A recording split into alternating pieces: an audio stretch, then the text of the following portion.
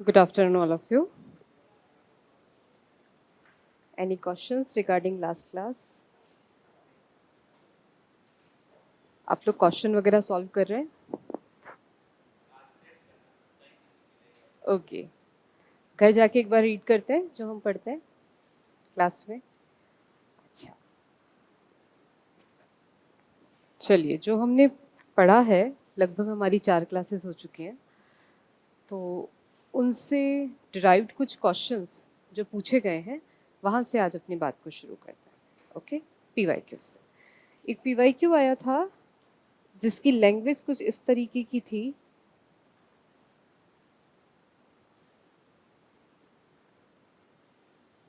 Visible है ये वाला कलर या वाइट लें?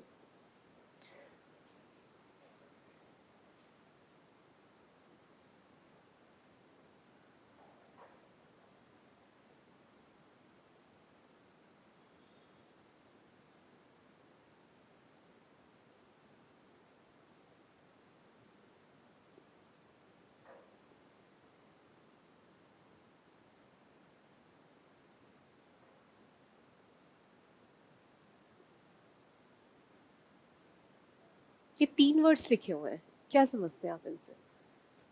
फर्स्ट है व्यक्तिक संबोधन, दूसरा है आख्यान और तीसरा है मौन. मौन यानी मौन. आख्यान का मतलब होता है नैरेटिव और व्यक्तिक संबोधन यानी होता है जो हम पर्सनल या इंडिविजुअल जो भी हम कहते हैं या फिर इंटरप्रिटेट करते हैं. ये 3 वर्ड्स हैं आपके सामने.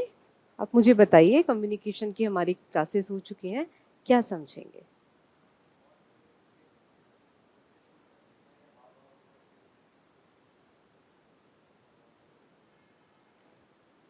यदि आप हाव भाव से बोल रहे हैं तो वो मौन नहीं है.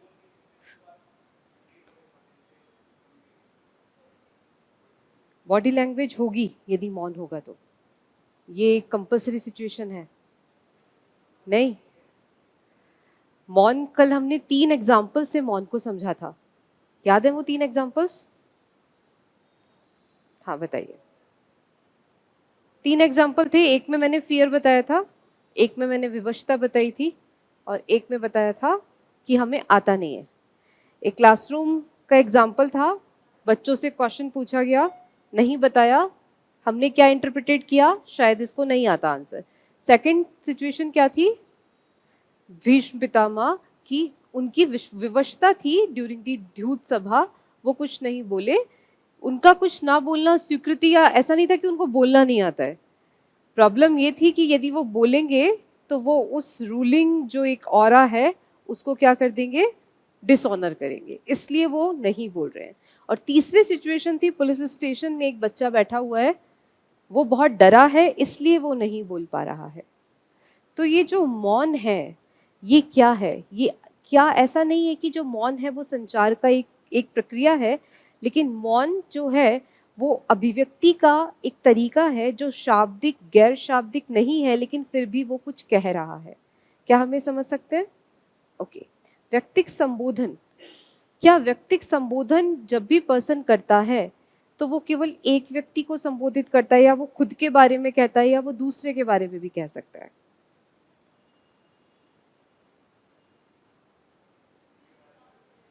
खुद के बारे में कहेगा.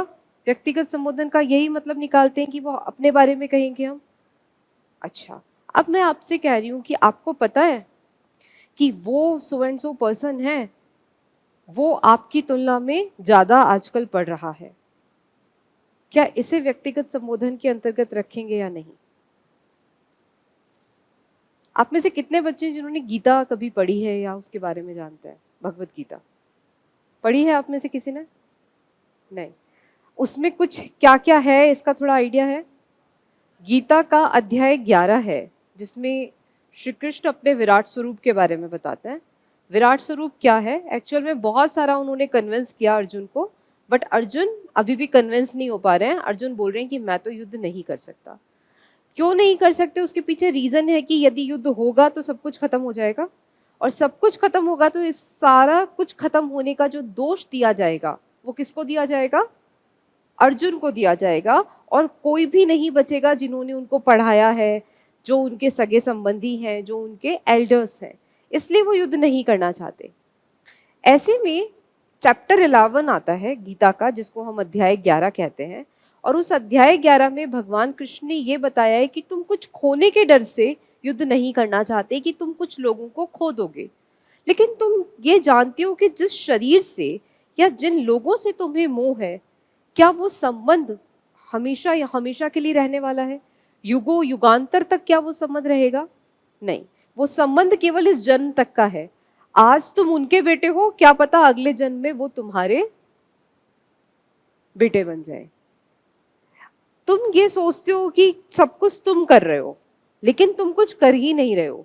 ये जो पवन चल रही है इसमें भी मैं हूं, तुम देख रहे हो तो तुम्हारे नेत्रों में भी मैं हूं, सामने जो लड़ रहा है वो भी अपने आप में कुछ नहीं है, वो भी मैं ही हूं।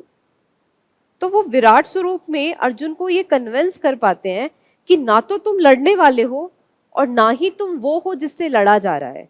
दोनों तरफ जो ताकत है, दोनों तरफ जो विद्यमान सत्य है, वो मैं हूं।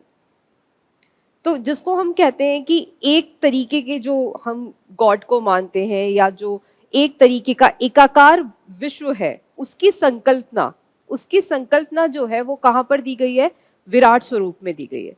तो जब श्री कृष्ण ये सब बातें कर रहे हैं, तो क्या वो केवल खुद के बारे में बोल रहे हैं, या अर्जुन को भी संबोधित कर रहे हैं? अर्जुन को भी संबोधित कर रहे हैं। तुलनात्मक रूप से वो एक व्यक्ति के बारे में बता रहे हैं कि ये जो सबसे अच्छा पहाड़ है वो भी मैं हूं, जो नदी बह रही है वो भी मैं हूं। व्यक्तिक संबोधन है, बता खुद के बारे में रहे, लेकिन कंपैरेटिव तरीके से बता रहे हैं। क्या हम उसको व्यक्तिगत संबोधन के अंतर्गत रखेंगे? यस और नो? रखेंगे। मौन क्या हमेशा संवादहीन है? मौन संवाद है, लेकिन परिस्थितियां अलग अलग है।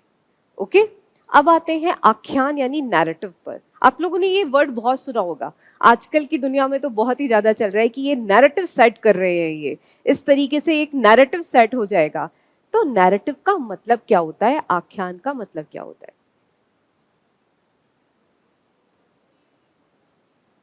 किसी चीज से तुलना की जा सके। और बताइए।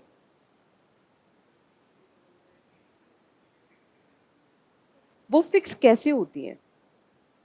मैंने आज आपसे कहा, आपका नाम मनीष है? हाँ, मैंने आज आपसे कहा कि मनीष, आप बहुत अच्छा पढ़ रहे हो और बस आपने जो भी पढ़ लिया है वो इनफ है फॉर योर जेआरएफ। मैंने एक बार कहा, क्या आप मेरी बात एक बार सुनकर आज से पढ़ाई छोड़ देंगे? नहीं छोड़ेंगे। लेकिन यदि यही बात मैं आपसे रात दिन कहूं कि अरे मनीष तुम क्यों आ गए, तुम्हारे तो बहुत अच्छे कॉन्सेप्ट्स क्लियर हैं, तुम तो अपने सब्जेक्ट पर ध्यान लगाओ, क्यों पढ़ रहे हो फर्स्ट पेपर? लगातार बार बार बार बार मैं आपसे ये बात कहूं, हो सकता है कि एक मोमेंट ऐसा है कि आपको लगे कि हो सकता है मैम ठीक कह रही हूं। ऐसा हो सकता है यदि मैं बार बार आपसे एक बात कहूं। महाभारत की स्टोरी में दोबारा से पहुंचते हैं। वहां पर एक कैरेक्टर है जिसका नाम है शकुनी मामा। सब जानते हैं उनके बारे में। शकुनी मामा जो हैं, उनके कुछ अपने पुराने घाव थे कि उनको ये था कि मुझे हस्तिनापुर को बर्बाद करना है, और उन्होंने दुर्योधन जो है, दुर्योधन को जानते हैं आप लोग, उनके साथ में एक नैरेटिव सेट करा। उनको बार बार बोला कि चाहे युधिष्ठिर बड़े हैं, भाई बड़ा पुत्र बनता है राजा, पांडु ही राजा थे, पांडु की डेथ हो गई, युधिष्ठिर छोटे थे, इसलिए धृतराष्ट्र को बनाया गया। लेकिन उन्होंने क्या बोला कि तुम बनोगे राजा, मेरे भांजे तुम राजा बनोगे। बार बार बार बार बार बार ये बात कही, जैसे मैं आपसे कह रही थी बार बार। एक टाइम के बाद में दुर्योधन ये मानने लगे कि मैं क्या हूं? राजा। तो ये जो आख्यान होता है उसमें जो भी संचार है, जो भी संप्रेषण है, वो रिपीटेडली करा जाएगा, बार बार लगातार करा जाएगा, और एक मोमेंट के बाद में जो लोग हैं वो उसी संचार के अकॉर्डिंग समझने और सुनने लगेंगे। क्लियर हुआ? आख्यान है नैरेटिव क्या है? नैरेटिव सेट कर रहे हैं, इसका मतलब भी तो यही होता है ना।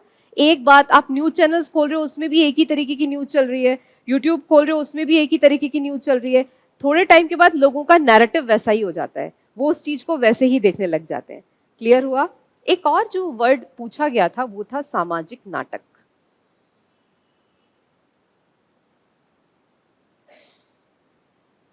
सामाजिक नाटक क्या होता है? कोई नाटक करते होंगे। Social drama. Social drama.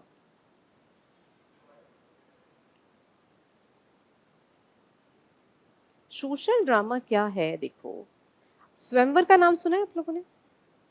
स्वयंवर क्या होता था?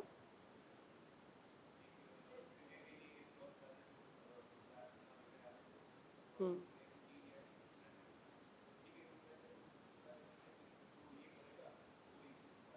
एक चैलेंज देते थे उनको, एक परीक्षा होती थी उनकी और उसके बाद में विवाह होता था। ये स्वयंवर का एक टाइप था। वैसे स्वयंवर यानी लड़की जब एक लड़के का चुनाव करे, स्वयं अपने वर को चुनाव करे, तो उसको क्या बोलते थे? स्वयंवर बोलते थे। लेकिन जैसा कि अभी मनीष बता रहे थे कि एक कंपटीशन ऑर्गेनाइज हुआ स्वयंवर के लिए, और फिर जो भी सबसे ज्यादा कैपेबल था उसको लड़की ने चुन लिया, क्योंकि लड़की का भी कहीं ना कहीं ये रहता था कि मुझे इस तरीके का एक वर चाहिए। एक सिचुएशन थी, सब लोग आते थे, एक बहुत प्रेस्टिजियस एक ओकेजन होता था, एक उसकी तरह उसको मनाते थे। चलो आज के सिनेरियो में स्वयंवर आयोजित करते हैं, हो जाएगा आयोजित? लड़के जाएंगे अपनी विद्वता को दिखाने के लिए, यस और नो? लड़कियां चाहेंगी कि बहुत सारे वर आए और केवल एक परीक्षा के बल पर मैं अपने पार्टनर को चूज कर लूं, यस और नो? आज के सिनेरियो में आप इसको एक्सेप्ट करोगे या नहीं करोगे? स्वयंवर का जो कंपटीशन है, कंपटीशन में कोई खराबी तो नहीं थी, बहुत एक लंबे टाइम तक चला, लेकिन आज के सिनेरियो में क्या वो एक्साइटमेंट होगा बॉयज में कि अरे हमें वो स्वयंवर जीतना है? बॉयज में एक्साइटमेंट हो सकता है। अच्छा, नहीं, एक्साइटमेंट आप उस तरीके से सोच रहे हो कि आप जीत के आओगे। अब ये सोचो कि आपका फ्रेंड जीत गया और रिजेक्शन के साथ में आए हो आप, और फिर अब उनके घर में जा रहे हो चाय पीने, तो वो जो जिनके स्वयंवर में आप गए थे वो चाय बना के ला रही है, लेकिन अब वो भाभी हो गई है आपकी। सोच कर देखिए इस चीज को, एक्सेप्टेबल होगा?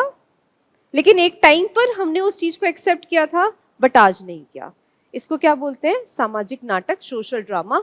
एक टाइम पर जो चीजें एक्सेप्टेबल थी इन दी सोसाइटी, वो आज नहीं है। बदलते समय के साथ में चीजें परिवर्तित हो गई हैं। ये क्या है? ये सब कम्युनिकेशन के पार्ट्स हैं। यदि हम कम्युनिकेशन को समझ पाए, सामने इसकी परिभाषाएं लिखी होती हैं, हम उसके अकॉर्डिंग समझ सकते हैं। यदि उनमें से एक भी आपको समझ में आया है, तो आप उसके अकॉर्डिंग जो आपका कोड्स हैं उनको मिला सकते हैं। यहाँ पर सबसे जो इजी रहेगा हमारे लिए वो क्या है कि साइलेंस कभी भी चुप रहना नहीं है। साइलेंस भी अपने आप में एक अभिव्यक्ति है। ये चीज क्लियर हुई?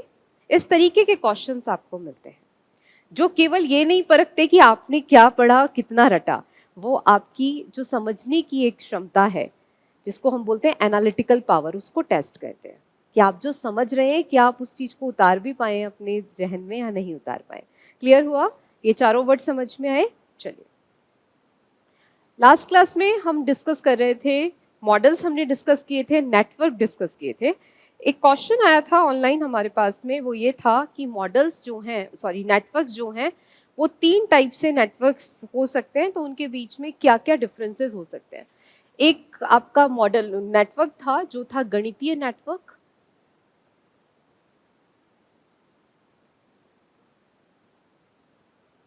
दूसरा आपका हो सकता है कंप्यूटर नेटवर्क, और तीसरा हो सकता है हमारा संचार या संप्रेषण का नेटवर्क, जिसको हम कम्युनिकेशन नेटवर्क कहते हैं। तो हमारे एज पर द सिलेबस हमें संप्रेषण के नेटवर्क्स हमने पढ़े थे, याद भी होंगे आपको कौन कौन से थे। हमने चैन वाला देखा था, वो मॉडल्स थे। हमने चैन देखा था, वाई देखा था, वी देखा था, सर्कल वाला देखा था, और कौन सा देखा था? हाँ, व्हील बोलते हैं, स्टार या व्हील नेटवर्क। ओके, अब यदि ये 3 नेटवर्क्स लिखे हुए तो आप कैसे आइडेंटिफाई करेंगे कि कौन से नेटवर्क में क्या होता है? देखिए, गणितीय जो भी नेटवर्क होंगे उसमें कुछ नंबर्स होंगे, कुछ आपके ग्राफ्स वगैरह होंगे, और उसके थ्रू हम उन नंबर्स को कनेक्ट करेंगे। ठीक है, तो जैसे गणितीय जो भी नेटवर्क होते हैं उसमें नंबर्स वगैरह होते हैं, कुछ आंकड़े होते हैं, कुछ डेटा होता है जिसको आपको कनेक्ट करना होता है, और कनेक्ट करके हम किसी प्रॉब्लम को सॉल्व करते हैं। तो गणितीय नेटवर्क का जो ऑब्जेक्टिव या उद्देश्य है वो क्या है? चीजों को सॉल्व करना या चीजों समस्या को सुलझाना।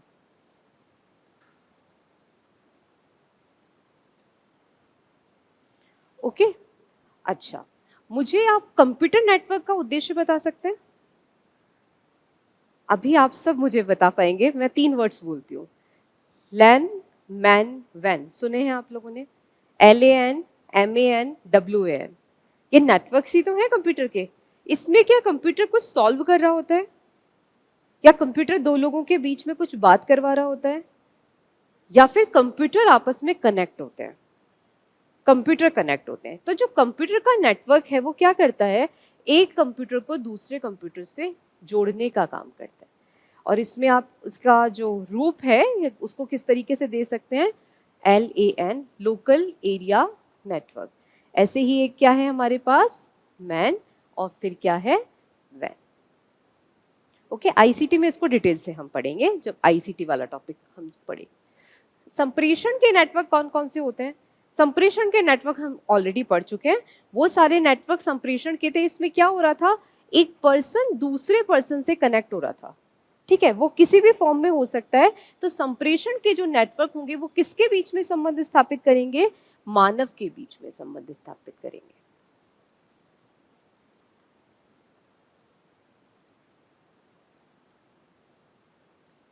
इन तीनों में डिफरेंस समझ में आ गया होगा कि क्या डिफरेंस होता है, ठीक है।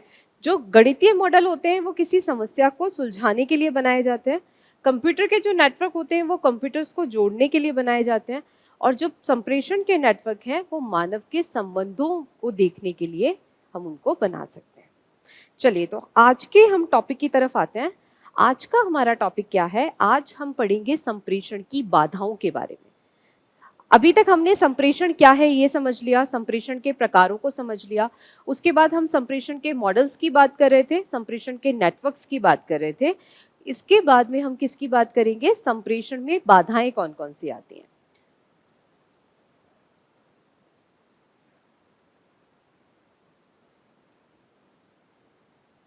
किस तरीके से संप्रेषण में बाधाएं आ सकती हैं? नॉइज आ सकती है, ओके।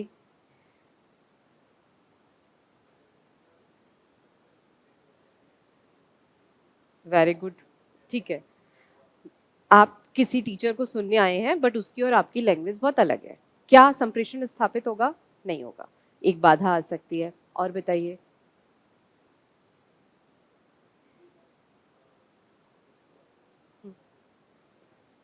उसमें कुछ व्यवधान आ गया, कुछ मैकेनिकल एरर आ गया, टेक्नोलॉजिकल एरर आ गया, ओके, ठीक है। और हाँ, मौनी मोनिका, हाँ बताइए। एनवायरमेंटल चेंजेस आ रहे हैं, मतलब कुछ हमारे एनवायरमेंट में हो रहा है। जैसे आज क्लास है लेकिन बहुत तेज बारिश आ रही है, तो क्या हमारे बीच में आज संप्रेषण हो पाएगा? नहीं, क्योंकि आप घर से आ ही नहीं पाओगे। तो एक इस तरीके के बैरियर्स हो सकते हैं। और हाँ बताइए। चैनल में कुछ प्रॉब्लम हो गई तो वो टेक्नोलॉजिकल एरर में, जैसे आपने मुझे फ़ोन किया बट कुछ नेटवर्क में एरर है तो फ़ोन या तो मिल नहीं रहा है, मिल भी रहा है तो मेरी आवाज़ आप तक नहीं पहुंच पा रही है, ठीक है। और बताइए। वेरी गुड, साइकोलॉजिकल बैरियर्स हो सकते हैं। जैसे आप लोग, जब मैं क्लास में एंटर हो रही थी तो हो सकता है कि किसी बच्चे की तबीयत खराब हो रही हो, किसी के पेट में दर्द हो रहा हो, या कोई बहुत ज़्यादा थक गया हो, ठीक है। तो अभी क्या होगा कि आप लोग क्या मुझे सुन पाएंगे, ध्यान से नहीं सुन पाएंगे। या फिर आपको कहीं बहुत जल्दी से पहुंचना है तो आपके मन में वो चीज़ चल रही है कि फटाफट से मुझे जाना है, तो आप और मेरे बीच में क्या नहीं स्टैब्लिश हो पाएगा, इफेक्टिव कम्युनिकेशन इस्टेब्लिश नहीं हो पाएगा। कल हमने देखा था इफेक्टिव कम्युनिकेशन क्या है, 7 C's को डिस्कस किया था, याद हुए? क्या है फर्स्ट सी? पहले क्लियर, फिर करेक्ट, उसके बाद क्या था, कंप्लीट।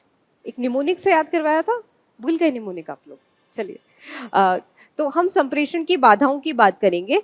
सबसे पहले जो बाधा होती है उसको हम बोलते हैं फिजिकल या टेक्नोलॉजिकल बैरियर। हिंदी में इसे कहेंगे भौतिक या यांत्रिकी बाधा।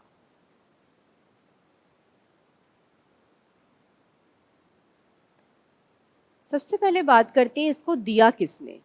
हमने शैनन वीवर के एक मॉडल को पढ़ा था। क्या बोलते थे शैनन वीवर? पहली बार नॉइज की बात करी थी, तो वो नॉइज भी तो एक बाधा का ही रूप था।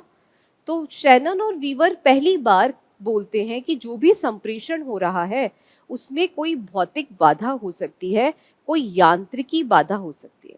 ठीक है, अब भौतिक बाधा कैसे होगी? भौतिक बाधा का मतलब हो सकता है कि हम कम्युनिकेट तो करना चाहते हैं बट हमारे बीच में कोई दीवार है। हम कम्युनिकेट तो करना चाहते हैं लेकिन दूरी बहुत है हमारे बीच में। जैसे एक बच्चा मेन बिल्डिंग में बैठा है और एक बच्चा इस बिल्डिंग में बैठा है। अब कम्युनिकेट करिए, आप पहुंच जाएगी आवाज। मोबाइल्स का यूज नहीं करना है ना, केवल अपनी आवाज का यूज करना है। आवाज नहीं पहुंच पाएगी तो ये भी तो एक बाधा है। एक बाधा क्या होती है जिससे आजकल बहुत क्वेश्चन आ रहे हैं, वो बाधा क्या हो सकती है कि जैसे एक हमने देखा है इसमें कौन कौन सी बाधा आएंगी। एक बाधा हो गई दूरी, एक बाधा हो गई आपकी भौतिक व्यवधान,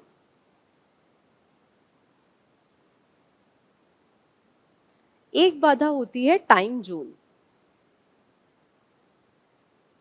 टाइम जोन बैरियर क्या हो सकता है जी?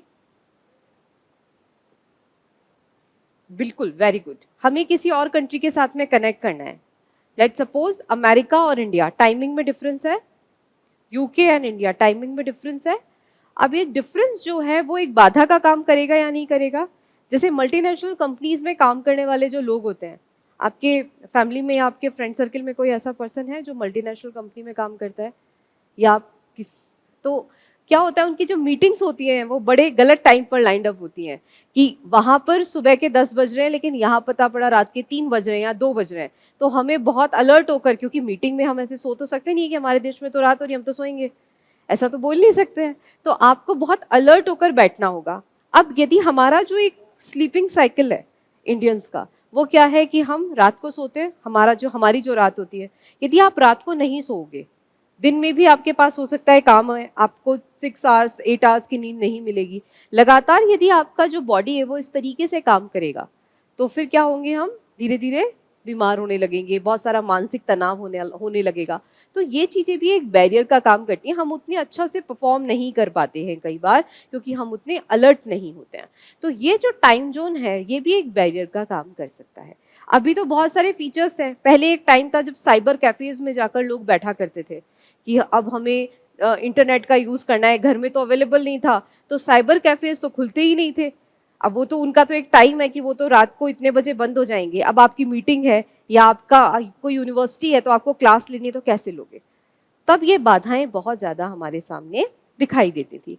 तो ये समझ में आया कि इसमें क्या क्या हो सकता है। दूरी हो सकता है, भौतिक व्यवधान हो सकते हैं, टाइम जोन हो सकते हैं, वेदर यानी कि मौसम संबंधी बाधाएं हो सकती हैं। टेक्निकल एरर्स को अभी हम अलग से इसमें ही देखेंगे। ये केवल मैं किसके बारे में बात कर रही हूँ, जो फिजिकल हमारे बैरियर्स हैं। ओके, अब इसी में एक और पॉइंट कौन सा है, हमारी टेक्नोलॉजिकल या फिर मैकेनिकल जो बैरियर्स हैं उनका। तो टेक्नोलॉजिकल या मैकेनिकल जो बैरियर्स हैं उनके लिए हम एक फॉर्मूला डिराइव करते हैं D4। ये फॉर्मूला क्या है, D4। ये फॉर्मूला क्या कहता है, मुझे आपसे इंटरनेट के थ्रू या फिर मुझे आपसे गूगल मीट करनी है। ओके, 7 बजे का टाइम है, हम 10 बच्चे कल गूगल मीट पर मिलने वाले हैं। अब गूगल मीट पर 7 लोग मिलने वाले हैं लेकिन आधे घंटे पहले किसी का लैपटॉप मोबाइल खराब हो जाता है। आपके पास एक ही डिवाइस है, आप अकेले रहते हैं, आपका कोई फ्रेंड नहीं है, कोई रिलेटिव नहीं है, क्या आप उस गूगल मीट का पार्ट बन पाएंगे? क्योंकि जिस डिवाइस से आपको काम करना था वो डिवाइस क्या हो चुकी है, खराब हो चुकी है, फेल हो चुकी है। तो first D stands for device fail. आपकी जो डिवाइस थी वो क्या हो चुकी है, फेल हो चुकी है। क्या आपका जो कम्युनिकेशन है वो स्टैब्लिश हो पाएगा? नहीं हो पाएगा। दूसरा जो प्रॉब्लम है इसमें, फर्स्ट क्या हो गया, डिवाइस फेल हो गई। सेकंड हम इसमें देखते हैं कि डिवाइस फेल के बाद में क्या है कि डिवाइस फेल तो नहीं हुई है लेकिन डिवाइस में प्रॉब्लम आ गई है। जैसे कई बार होता है कि हैंग करने लग जाता है, हमारा फोन है, लैपटॉप है, इतना हैंग हो रहा है वो कनेक्ट ही नहीं कर पा रहा है, उसमें कुछ इशू आ रहा है, सर्वर का इशू आ रहा है। तो डिवाइस फेल तो नहीं हुई है लेकिन उसमें कुछ प्रॉब्लम आ गई है। तो हम सेकंड क्या रखेंगे, डिवाइस में क्या आ चुकी है, प्रॉब्लम आ चुकी है। अब वो प्रॉब्लम कुछ भी हो सकती है, उसमें कोई ग्लिचेस आ सकते हैं या फिर उसमें कुछ किसी तरीके का कोई बग आ सकता है। तो इसको हम सबको किस में रख सकते हैं, डिवाइस प्रॉब्लम्स में रख सकते हैं। अब आप एक अपने फादर के साथ में बात करना चाहते हैं या ग्रैंडफादर के साथ में बात करना चाहते हैं थ्रू दी गूगल मीट, आपने उनको सुबह लिंक भेज दिया है कि भाई दादाजी हम शाम को 7 बजे गूगल मीट करेंगे, बट आपके दादाजी इतने टेक्नोलॉजिकल साउंडेड नहीं है। ठीक है, आपने तो लिंक भेजा, आपकी तरफ से तो कम्युनिकेशन हुआ, आपने उनको बोला कि दादाजी मैंने आपको लिंक भेज दिया है, दादाजी को समझ में नहीं आया इस लिंक का मतलब क्या है, और हमें मानकर चल रहे हैं कि दादाजी के पास में कोई ना कोई होगा जो उनको कनेक्ट करवा देगा। लेकिन जो हमारा टाइम था उस टाइम पर कोई भी दादाजी के पास में नहीं था, तो क्या वो आपसे कनेक्ट कर पाएंगे? नहीं कर पाएंगे। इसको क्या बोलेंगे? Digital skill gap. जो डिजिटल है वो चीजें दोनों के पास में अवेलेबल है, लेकिन स्किल्स में क्या आ गया? गैप आ गया। तो इसको जो थर्ड डी है उसको आप क्या बोलेंगे? Digital skill gap. ओके, अब हम अपनी चौथा जो डी है उसको डिस्कस करते हैं। अभी हम राजस्थान में हैं, जयपुर में हम बैठे हुए हैं, हमारे पास में नेटवर्क है, सब कुछ है। ओके, अब आपको किसी नॉर्थ ईस्ट के किसी बहुत ही छोटे से रिमोट से एक सिटी में पोस्टिंग मिलती है, आप वहां पर बैठे हुए हैं, आपको सब कुछ आता है, आपके पास सारी स्किल्स हैं, आप डिजिटली बहुत साउंडेड पर्सन है, आपको सब आता है, आपके पास में लैपटॉप भी है, आपके उस लैपटॉप में कोई किसी तरीके की खराबी भी नहीं है, लेकिन आप जिस एरिया में बैठे हुए हैं, क्या वो एरिया और जयपुर का एरिया दोनों सिमिलर है? तो क्या ये भी आपके कम्युनिकेशन में एक बैरियर बन सकता है? बिल्कुल बन सकता है। इसको हम क्या बोलेंगे? Digital divide. एक गांव और एक शहर के बीच में क्या दिखाई देता है? Digital divide. 4D समझ में आए? इन चारों डी का क्या कॉन्सेप्ट है? फोर्थ जो हमारा डी है वो है डिजिटल डिवाइड।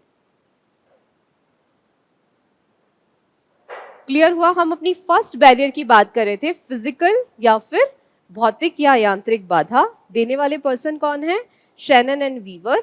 भौतिक में ये बताते हैं कि दूरी, भौतिक व्यवधान, टाइम जोन, मौसम, ये कुछ हो सकता है। इसके अलावा भी कुछ चीजें हो सकती हैं, ये हम अपनी अंडरस्टैंडिंग के हिसाब से इसमें देख लेंगे। टेक्नोलॉजिकल मैकेनिकल को हम किस तरीके से रखते हैं? D4। First D stands for device failure, second for device problem, third D for digital skill gap, और फोर्थ क्या था? Digital divide. क्या ये चारों व्यवधान थे या नहीं थे? बिल्कुल थे। अब हम करते हैं अपनी दूसरी जो बाधा है उसकी बात, जिसको हम कहते हैं मनोवैज्ञानिक या साइकोलॉजिकल बैरियर। मनोवैज्ञानिक या साइकोलॉजिकल बैरियर।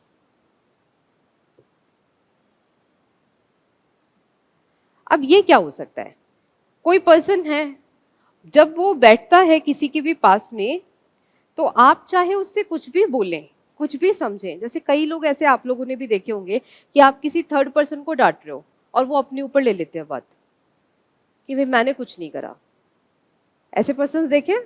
जैसे क्लास में मैंने एक बच्चे को कुछ कहा, अब एक बच्चा है जिससे कोई बात ही नहीं हो रही है, वो बोल रहा है नहीं नहीं मैम देखो मैंने तो करा है काम, देखो मैं तो ऐसे पढ़ के आया हूँ। कई होते हैं ना जो अपने ही संदर्भ में चीजों को सुनना चाहते हैं। वो एक थोड़ा सा अलग एक कॉन्टेक्स्ट हो गया। तो ऐसे जो पर्सन होते हैं उनको समझाना बहुत डिफिकल्ट होता है कि अभी तुम्हारे बारे में बात नहीं हो रही है। सबसे पहले क्या बात करेंगे कि जो साइकोलॉजिकल बैरियर्स के बारे में बात करने वाले पर्सन थे वो कौन थे। तो इसमें 3 नाम हम याद रखेंगे। रोजर्स, इन रोजर्स को हम पढ़ चुके हैं पहले, किनकेड नहीं है यहाँ पर, केवल रोजर्स है। ओके, दूसरे हैं गोलमैन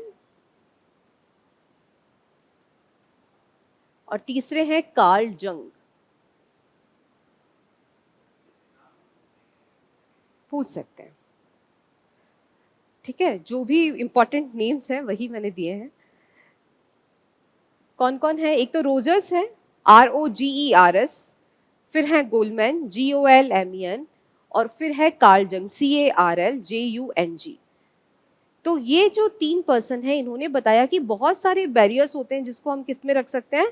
साइकोलॉजिकल बैरियर्स में रख सकते हैं। फर्स्ट है फ्रेम ऑफ रेफरेंस।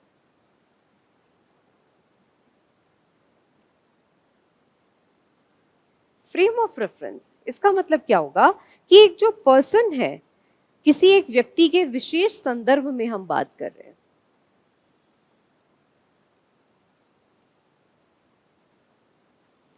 किसी व्यक्ति के विशेष संदर्भ में जो बात की जाती है उसको क्या बोला जाता है? Frame of reference. मैं आपको कोई बात समझा रही हूं, जैसे इस बात को चलो इस तरीके से समझते हैं। यहां पर मैंने लिखा, पढ़ने में आ रहा है क्या लिखा है मैंने? फूल लिखा है, ठीक है। आपका नाम मनीष है ना?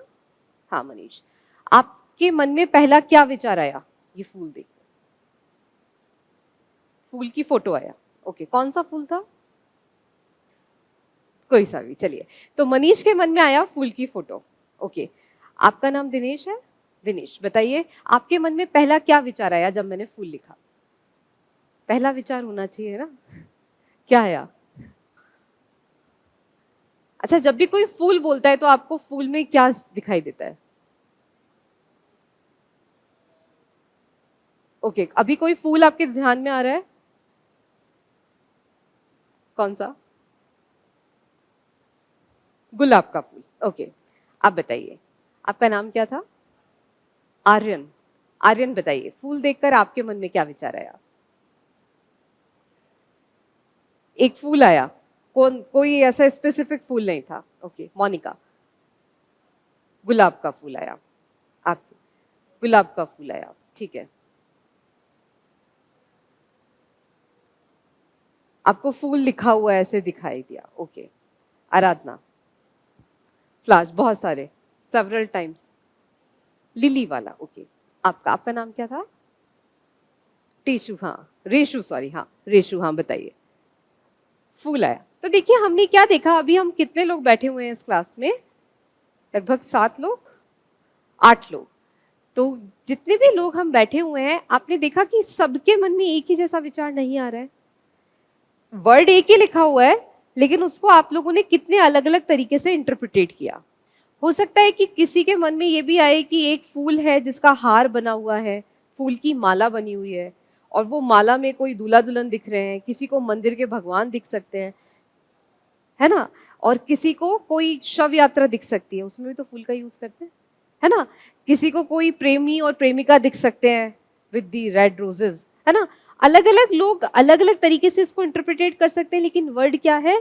एक है। जब हम कुछ भी कम्युनिकेट करते हैं और हमारा कम्युनिकेशन बहुत प्रॉपर नहीं है, हमने केवल एक वर्ड का यूज करा, एक कॉन्टेक्स्ट का यूज करा, अब उस कॉन्टेक्स्ट को आपने कैसे इंटरप्रिटेट किया, क्या ये बाधा हो सकती है? हमने जिस तरीके से उस चीज को सोच लिया। आप में से कितने बच्चे हैं जिन्होंने पीके देखी है? पीके देखिए। पीके में क्या होता है कि वो एक बाबा जी हैं, अनुष्का को और उसकी फैमिली को वो कुछ समझा कर रखते हैं। वो लोग उस चीज को वैसे ही इंटरप्रिटेट करते हैं। अनुष्का डिनाई करती है कि मैं बाबा जी पर विश्वास नहीं करती हूँ, लेकिन एक मोमेंट आता है जब मूवी एंड होने वाली है और उनको ये पता पड़ता है कि वो चाहे मान नहीं रही थी, लेकिन कहीं ना कहीं वो भी उसी तरीके की सोच रखती थी कि ये जो सो एंड सो पर्सन है ये मुझे धोखा देगा, इसलिए उन्होंने चर्च में ज्यादा देर वेट नहीं करा और वो वहां से चली गई। उनका जो लवर था, जो वुड बी हस्बैंड था, वो आया भी था थोड़ी देर के बाद में, लेकिन उनके पास में एक रैंडम लेटर आया, क्योंकि उनके दिमाग में कुछ इस तरीके की बातें थी। रैंडम लेटर के नीचे उन्होंने कोई नाम नहीं देखा, या फिर उन्होंने ये पूछने की कोशिश नहीं की कि ये लेटर किसने दिया है, हैंडराइटिंग को चेक करने की कोशिश नहीं की। वो लेटर पढ़ा कि मैं नहीं आ सकता और वो वहां से चली गई। ये पर्सन, ये चीज हमें क्या दिखाती है कि हमारे मन में कुछ इंटरप्रिटेशंस होती हैं, जिसकी वजह से कई बार जो कम्युनिकेशन है वो मिसकम्युनिकेशन बन जाता है। क्लियर हुआ? इसको क्या बोलते हैं? Frame of reference. कि जो हमने रेफरेंस लिया है उसका फ्रेम हमारे माइंड में किस तरीके का बना है। क्या ये बड़ी बाधा है या नहीं है? बिल्कुल है। तो ये जो फर्स्ट है हमारे साइकोलॉजिकल बैरियर में, फ्रेम ऑफ रेफरेंस, किसी विशेष संदर्भ में किसी चीज को सोच लेना। समझ में आया ये क्या होता है? क्या ये साइकोलॉजिकल बैरियर है? बहुत बड़ा साइकोलॉजिकल बैरियर है, जिसकी वजह से कम्युनिकेशन कई बार प्रॉपर नहीं हो पाता है। सेकंड हम इसमें देखते हैं सेल्फ इमेज।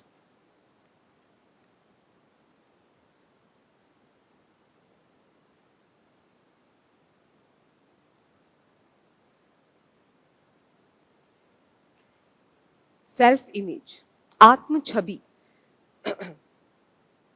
आत्म छवि। देखो कई लोगों की सेल्फ इमेज बहुत इंपॉर्टेंट है उनके लिए।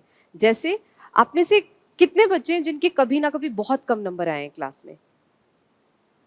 00/10 ऐसा कभी हुआ है किसी क्लास टेस्ट में? या 1, 1.5, 2.5? कभी कभी, है ना? चलो, तो ऐसा कुछ, या फिर हम जितना सोच रहे थे उतना नहीं आया। अब जो टीचर था वो बहुत ज्यादा हमसे एक्सपेक्टेशन रखता है, तो उसने बोला कि इतना गंदा, इतना पुअर परफॉर्मेंस किया है तुमने आज, ये देखो डायरी में मैं नोट डाल रहा हूँ और अपने फादर से सिग्नेचर करवा के लेकर आना। ऐसा कभी हुआ है सिचुएशन? ओके।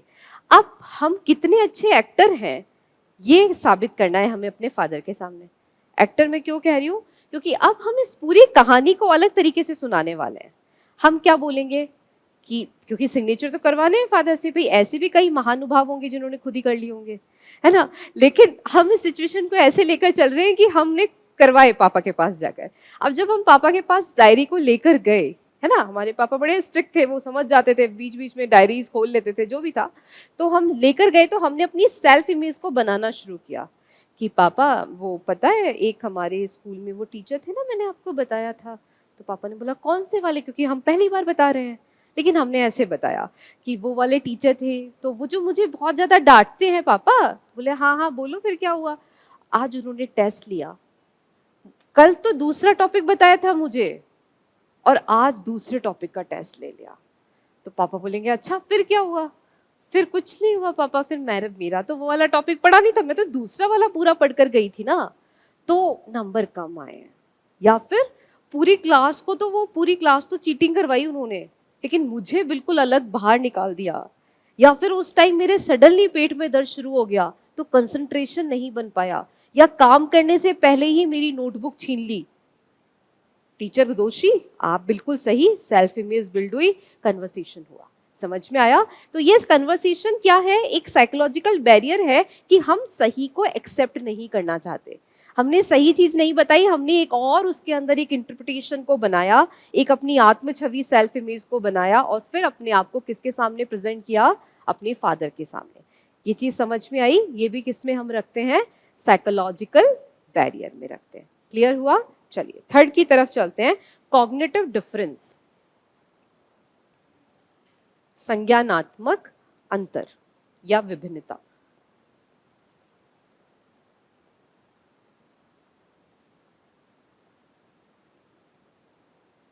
अब ये क्या होता है? देखो, मैं आपसे बहुत हाई फाई भाषा में बात कर रही हूँ, लेकिन आपकी जो एक स्तर है अभी पढ़ाई का, वो उतना नहीं हो पाया है। तो फिर क्या होगा? आप मेरी बात को समझ पाएंगे क्या? इसको और इजी बनाते हैं। आपने आज कॉग्निटिव डिफरेंस के बारे में पढ़ा कि कॉग्निटिव डिफरेंस कुछ होता है। अब आप घर पर जाकर 5 महीने के अपने छोटे नेफ्यू नीस को, जैसे आप बताते हो ना कि देखो ये चिड़िया है, वैसे बताओ देखो ये कॉग्निटिव डिफरेंस होता है, क्या वो समझ पाएगा? वो तो हंसी लेगा कि अरे वाह बड़ा कुछ अच्छा सा बोल रहे हो। अब बच्चे की एज 10 साल है, आप उसको समझा रहे हो कॉग्निटिव डिफरेंस, समझ जाएगा? नहीं समझ पाएगा, क्योंकि अभी 10 साल के बच्चे के लिए कॉग्निटिव डिफरेंस जैसे बड़े वर्ड समझना थोड़ा मुश्किल है। तो यहाँ पर आपने उसको समझाया, कम्युनिकेशन एस्टेब्लिश करने की कोशिश की, लेकिन साइकोलॉजिकल बैरियर क्या है कि अभी उसके अवबोधन की जो क्षमता है, जो उसके समझने की क्षमता है, वो आपसे काफी कम है। तो यहाँ पर भी हमें कौन सा बैरियर दिखाई देगा? साइकोलॉजिकल बैरियर दिखाई देगा। नेक्स्ट देखते हैं डिफेंसिव पॉस्चरिंग।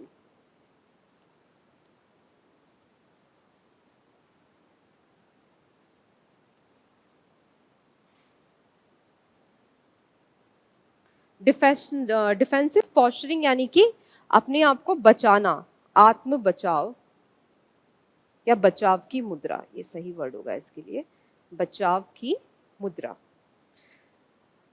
देखो इसमें क्या होता है, जैसा कि हमने सेल्फ इमेज में डिस्कस किया था, सेल्फ इमेज में क्या हुआ था कि हमने अपनी एक सेल्फ इमेज अपने पापा के सामने क्योंकि बनाकर रखी है कि हम बहुत अच्छे बच्चे हैं पढ़ने में। यदि आपके पापा को पहले से ही पता है कि आप कैसे हो, है ना, कि टीचर की गलती नहीं है, गलती मेरे ही बच्चे की है, तो वो क्या इस कहानी में उलझेंगे? कभी कभी नहीं उलझेंगे। यदि आपके पापा इस भ्रम में है कि नहीं बच्चा तो पढ़ रहा है, क्योंकि पापा की बात है ना, मम्मी को तो अक्सर पता ही रहता है कि बच्चा कितना पानी में है। तो अब आत्म छवि केवल कब बन पाएगी? जब एक आत्म छवि पहले से बनी हुई है कि बच्चा पढ़ने वाला है। लेकिन यदि ये आत्म छवि नहीं बनी हुई है तो हमें डिफेंसिव पॉस्चरिंग करनी होगी। डिफेंसिव पॉस्चरिंग में क्या है कि किसी भी संभावना में खुद को बचा लेना कि मैंने तो कुछ गलत नहीं करा। जैसे हम भगवान कृष्ण की उस स्टोरी को यहाँ पर कोट कर सकते हैं कि मैया मैंने माखन नहीं खाया है। ये सारी जितनी भी गोपियां हैं मुझे उठाकर ले जाती हैं, अपने हाथ से माखन खिलाती हैं और फिर मेरे मुंह पे लग जाता है तो मुझे आपके पास ले आती हैं कि मैंने चोरी कर ली है। तो ये क्या हो गया? डिफेंसिव आपकी पॉस्चरिंग हो गई। नेक्स्ट हम देखते हैं सेलेक्टिव परसेप्शन। सेलेक्टिव परसेप्शन, ये सारे वर्ड ऐसे हैं जो आपको पीवाईक्यूज में मिल सकते हैं। ओके, वहीं से वर्ड को निकाला गया है और फिर मैंने उनको दिखाया है आपको। सेलेक्टिव जो परसेप्शन होता है वो क्या होता है? सेलेक्टिव परसेप्शन का मतलब होता है कि हमें बहुत सारी चीजें बताई जा रही हैं, ठीक है, लगातार 1 घंटे 2 घंटे से कोई कुछ हमें समझा रहा है, हमारे नंबर कम आए हैं, हमारे मम्मी पापा बहन भाई सब बैठे हैं और हमें समझा रहे हैं कि देखो ऐसा ऐसा तुमने गलतियां करी। कल हम एम्पैथी की बात कर रहे थे, बहुत एम्पैथिकल हमें चीजों को समझाया जा रहा है कि बेटा कोई बात नहीं, लेकिन आगे से तुम्हें ऐसा करना है वैसा करना है। समझाते हुए उन्होंने ऐसे भी बोल दिया कि भाई मेरे भी देखो 10th में नंबर कम आए थे, कल हम इसी तरीके से समझा रहे थे एम्पैथी में, तो मेरे भी नंबर कम आए थे। अब पूरी जो 1.5 घंटे की चर्चा थी वो तो आपने नहीं उस पर ध्यान दिया, आपने ध्यान किस में दिया कि पापा के भी नंबर कम आए थे। अब पापा ने जैसे ही आपसे कहा कि बेटा पढ़ने बैठो, आपके कितने आए थे नंबर 10th में? तो पूरी 1.5 घंटे की बहुत जो नॉलेजेबल एक कन्वर्सेशन थी उसको आपने ध्यान नहीं दिया। उसमें से आपने आधे सेकंड की बात निकाली कि पापा ने आपसे ऐसे कह दिया था कि बेटा मेरे भी 10th में नंबर कम आए थे। तो कोई भी बात होती है तो अब बच्चा बोलता है पापा आपके कितने आए थे 10th में नंबर? अब बहुत सारे मोहल्ले के लोग बैठे हुए हैं और बच्चे ने आके पूछा पापा आपके वैसे नंबर कितने आए थे 10th में? कपिल शर्मा शो देखा है आप लोगों ने कभी? एक टाइम पर सिद्धू, अब तो शायद दोबारा से बैठने लग गए, तो सिद्धू सामने बैठा करते थे जहां अर्चना पूरण सिंह बैठती हैं, और कपिल शर्मा बार बार उनको एक बात पर टीज किया करते थे कि क्या हुआ था, वो उसकी बॉल पर वो आप जब 0 पे आउट हुए थे तो वो बार बार उस बात को लेते थे। पूरी इतना जो भी उनका करियर था उसमें से उन्होंने केवल एक सेलेक्टिव परसेप्शन लिया और उनको छेड़ना है वो शुरू कर दिया। नेक्स्ट और लास्ट है इसमें फिल्टरिंग।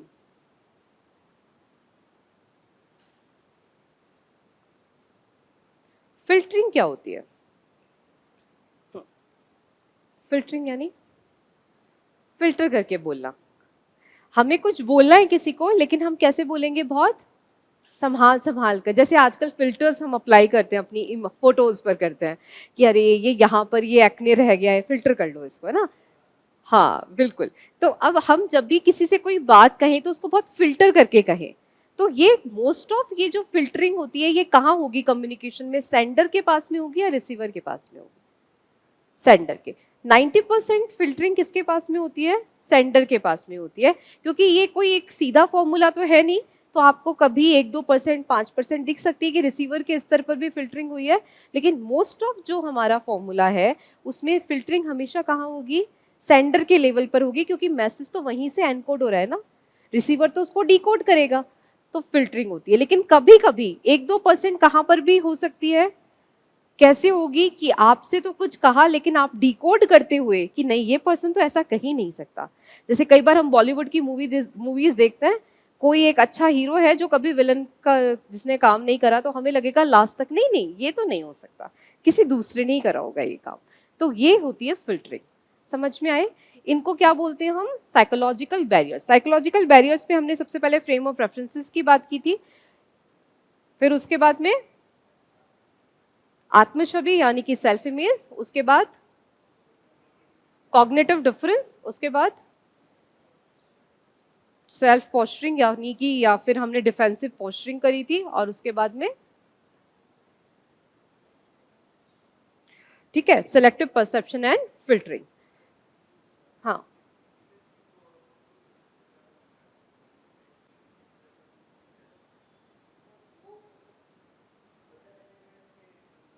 ये बैरियर कैसे हुआ? ओके ये बैरियर ऐसे हुआ कि आपने आप एक गैंग में शामिल हैं और आपका जो गैंग है वो चोरी करता है, 10 लोगों का एक गैंग है। अब आपको ऐसा लगता है कि पुलिस आ सकती है और पकड़ सकती है।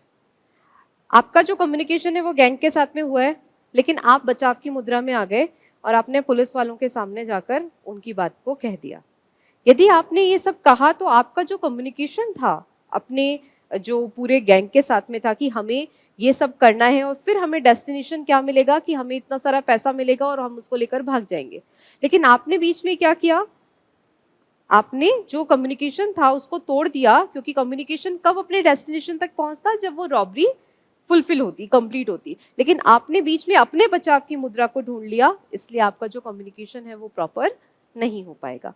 इसको इस तरीके से हम समझ सकते हैं। क्लियर हुआ? ओके, चलिए।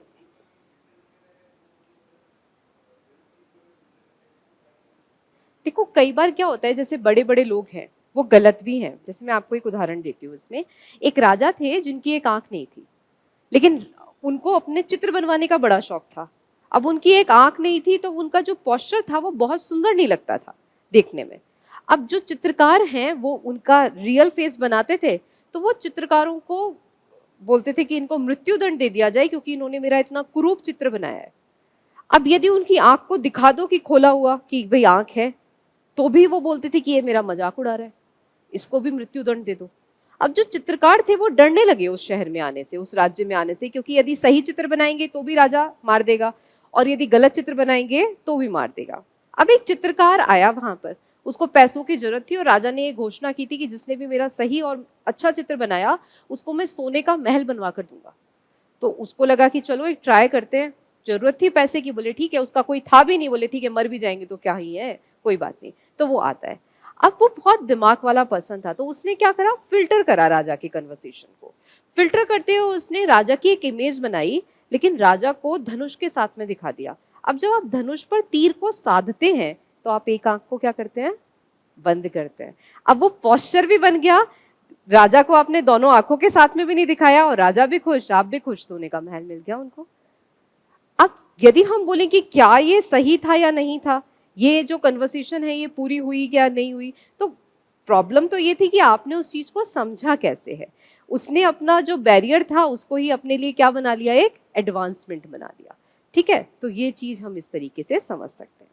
चलिए अब इसमें कुछ जीआरएफ फोकस पॉइंट की बात करते हैं, जहां से एक एक नंबर में हमें जीआरएफ और नेट में डिफरेंस दिखाई देता है। अभी हमने बात करी थी कॉग्निटिव डिफरेंस की। आपसे एक बार क्वेश्चन पूछा गया था कॉग्निटिव डिसोनेंस में।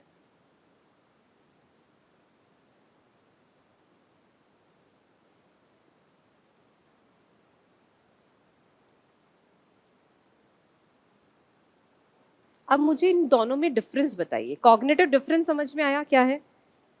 मैं आपको कुछ समझा रही हूं लेकिन आपकी और मेरी समझ का स्तर अलग है। कॉग्निटिव डिसोनेंस क्या है? चलो इनमें अंतर करते हैं।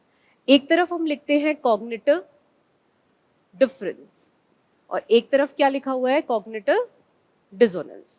ओके, कॉग्निटिव डिफरेंस जो है वो अलग अलग दो पर्सन में होता है। कॉग्निटिव डिसोनेंस एक ही पर्सन की दो अवस्थाएं हैं। जैसे मैंने किसी के बारे में क्या सोचा, मैं किसी की किस बात से क्या निकालूंगी उसका अर्थ, एक ही बात मेरे अंदर है और मैंने उनको दो अलग अलग तरीकों से सोचा है। ठीक है, मैं ऐसा करूं या नहीं करूं।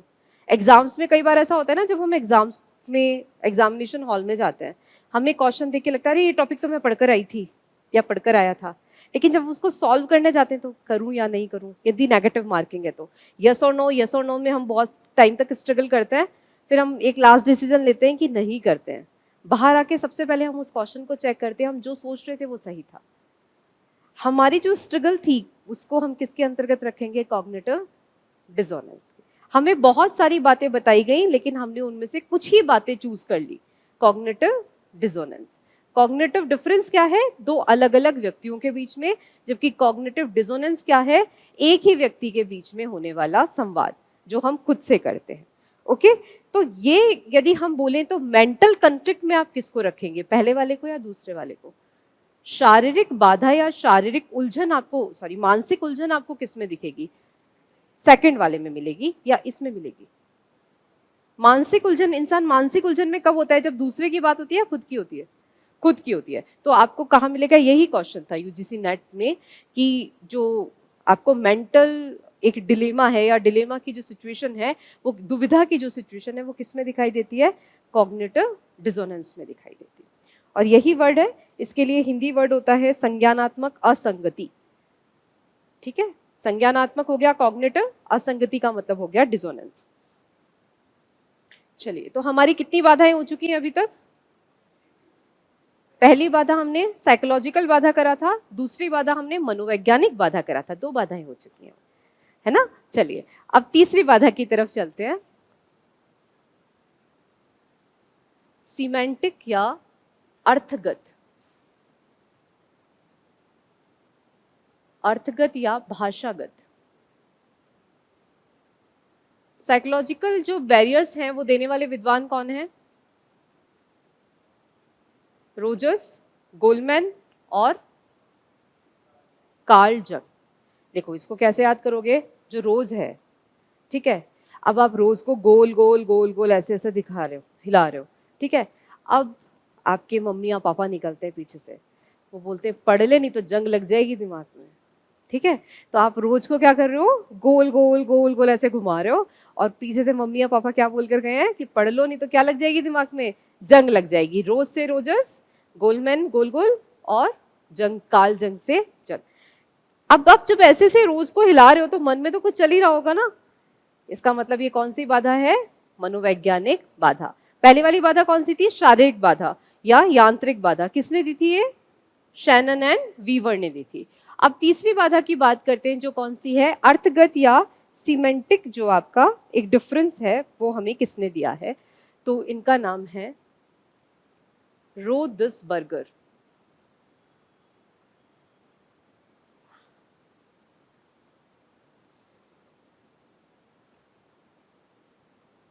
आप एक रेस्टोरेंट में गए, आपको केवल बर्गर ही समझ में आया, तो आपने बर्गर ऑर्डर कर दिया।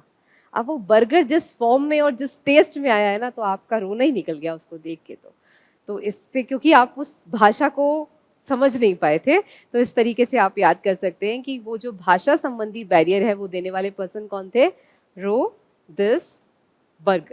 ओके, तो इनका नाम रोदिसबर्गर या बजर भी बोलते हैं इनको। तो इन्होंने कौन सा बैरियर के बारे में बात बताई है? अर्थगत या भाषाई बैरियर। अर्थगत या भाषाई बैरियर क्या होता है? जैसे 2 पर्सन हैं, उनके भाषा का स्तर अलग अलग है। एक जापानीज में बात करता है और एक इंग्लिश में बात करता है, क्या वो दोनों बहुत अच्छा कम्युनिकेशन इस्टेब्लिश कर पाएंगे? नहीं। तो ये आपका हो गया भाषाई। दूसरा है अर्थगत। जो भाषा है वो दोनों की इंग्लिश है, लेकिन एक की इंग्लिश है जो एक लेमैन की इंग्लिश होती है, और एक की इंग्लिश है शशि थरूर वाली। तो डिफरेंस आएगा। समझ में नहीं आ रहा है, वो इतने हैवी हैवी वर्ड्स का यूज कर रहे हैं, आप बोल तो वो भी इंग्लिश ही रहे हैं, लेकिन आपको वो इंग्लिश समझ में आ नहीं पा रही है। इसके बाद में एक है ज्ञान का अंतर। ये हो गया आपका अर्थगत, ये हो गया भाषागत। अब है ज्ञान। हम एक ही लैंग्वेज में बात कर रहे हैं, हम अपनी तरफ से बहुत सरल बनाकर बात कर रहे हैं, लेकिन हमारे ज्ञान का स्तर अलग अलग है। एक बहुत ज्ञानी पर्सन है और एक जो अभी अभी सीख रहा है। तो क्या जो भाषा शैली है वो कंफर्टेबल होगी? नहीं होगी। तो ज्ञान का अंतर भी जो है वो इसके अंतर्गत रखा जाता है, जिसको सीमेंटिक बैरियर या फिर अर्थगत या भाषागत बैरियर कहा जाता है। ओके, चलिए अब हम बात करते हैं कि इसमें बैरियर्स कौन कौन से आ सकते हैं। ये अब इसमें बैरियर्स की बात करते हैं। देखो, पहला बैरियर ये आ सकता है कि ये जो भाषा है ये बहुत ही ज्यादा टेक्नोलॉजिकल हो। इस टेक्नोलॉजिकल लैंग्वेज के लिए हम जिस वर्ड का यूज करते हैं वो है ज़ैग्रॉन। ये वर्ड एज इट इज मिलता है हिंदी और इंग्लिश मीडियम। ज़ैग्रॉन, इसका मतलब क्या होता है? बहुत ही तकनीकी शब्दों का यूज करना जो आम बोलचाल में हम जिसको यूज नहीं करते। जैसे जो हिंदी मीडियम के बच्चे हैं उनको फिल्टरिंग लिखा हुआ नहीं मिलेगा, उनको मिलेगा निस्यंदन। अब सबसे पहले तो निस्यंदन को डिकोड करना पड़ेगा कि निस्यंदन क्या होता है ना। फिर आप देखोगे कि इंग्लिश में अच्छा फिल्टरिंग, अच्छा अब तो आता है हमें। तो ये क्या हो गया कि भाषा तो आपकी है, लेकिन जो वर्ड है वो बहुत ज्यादा क्या है? ज़ैग्रन है। बहुत ज्यादा तकनीकी शब्द का यूज इसमें कर लिया गया है। फिर एक क्या है कि एम्बिग्यूटी। जो चीजें हैं वो इतनी ज्यादा एम्बिग्यूअस हैं, इतनी ज्यादा अलग अलग हमें दिखाई दे रही हैं कि हम उनको समझ ही नहीं पा रहे। तो इसमें जो नेक्स्ट बैरियर आता है वो क्या है, जिसको हम किस वर्ड से समझ सकते हैं? एम्बिग्यूटी। एम्बिग्यूटी क्या होता है? जैसे आप मुझे बताइए, ये वर्ड आप सबने सुना है? क्या होता है बैंक का मतलब? एक किनारा होता है, एक बैंक होती है। एक बैंक जहां पर पैसा रखते हैं, एक बैंक जो नदियों के पास में होता है। अब आप केवल बैंक लिखा हुआ है, आगे पीछे कोई सेंटेंस नहीं है, थोड़ा एम्बिग्यूअस हो गया ना समझना कि किसके बारे में बात कर रहे हैं। एक और उदाहरण देती हूँ। काइट का मतलब, काइट का मतलब चील भी होता है। तो जो काइट का मतलब पतंग है या चील है, हम कैसे समझेंगे? चलो, क्या ऐसा इंग्लिश में ही होता है? नहीं, हमारी हिंदी में भी होता है। मैं एक लाइन बोलती हूँ। शर्मा जी की बेटी ने पड़ोसी के संग खेली होली और थोड़े दिनों बाद वो उसकी ही। वर्ड एक ही है, लेकिन एक बार फेस्टिवल था और दूसरी बार एक हमने उसको क्रिया की तरह यूज करा, वर्ब की तरह यूज किया। इसका मतलब केवल वर्ड का कोई अर्थ नहीं होता, अर्थ उस सेंटेंस से डिराइव होता है जिसमें उसको यूज किया गया है। तो ये क्या हो गया, एक सिचुएशन को हम किसके अंतर्गत रखेंगे? एम्बिग्यूटी के अंतर्गत रखेंगे। या फिर ये सिचुएशन जो है वो ये है कि एक ही वर्ड है लेकिन उसके अर्थ क्या हो गए? अलग अलग हो गए एज पर सिचुएशंस। अब एक और चीज है, मैं कुछ लिखना चाहती हूं लेकिन मैंने गलती से गलत लिख दिया। ठीक है, जैसे मैं यहां पर लिखना चाह रही थी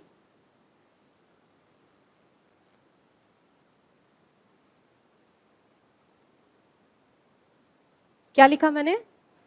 साइंस, लेकिन गलती से मैं लिख गई सिंस। दोनों वर्ड अलग अलग हैं, काफी अलग हैं। अब आपने मुझसे कुछ क्वेश्चन नहीं किया, आपने सोचा मैडम ने लिखा है सही होगा, मेरे से भी गलती से गलती हो गई, आपने उसको एज इट इज उतार लिया। क्या जो आपका सेंटेंस है अब वो मीनिंगफुल रहा? जहां साइंस आना था वहां सिंस आ रहा है। तो आप चीज को समझ ही नहीं पाओगे जब आप पढ़ोगे कि हमने किस पर बात करी है। तो ये क्या हुआ कि भूलवश या त्रुटिवश भी हम कई बार ऐसे शब्दों का यूज कर लेते हैं जिसकी वजह से कौन से बैरियर हमारे सामने खड़े हो जाते हैं? भाषागत या अर्थगत। तो इसमें हम क्या लिखेंगे? त्रुटिवश की गई, त्रुटिवश की गई गलतियां, त्रुटिवश की गई गलतियां। दोषपूर्ण अनुवाद भी कह सकते हैं इसको, फॉल्स ट्रांसलेशन, फॉल्स ट्रांसलेशन।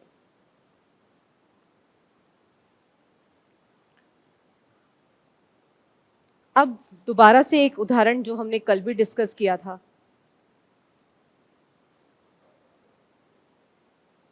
रोको मत जाने दो। आपको एक चोर को रोकना था, आपने पीछे वाले को एक ऑर्डर दिया कि उसको रोकना है, लेकिन उसकी अभिव्यक्ति खराब थी।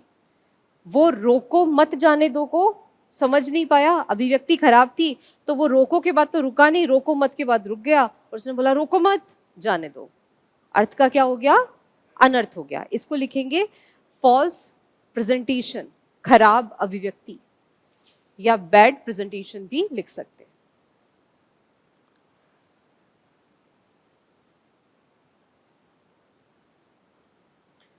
चलिए अब करते हैं नेक्स्ट बैरियर की बात, जो है सांस्कृतिक अवरोध या सांस्कृतिक बाधा।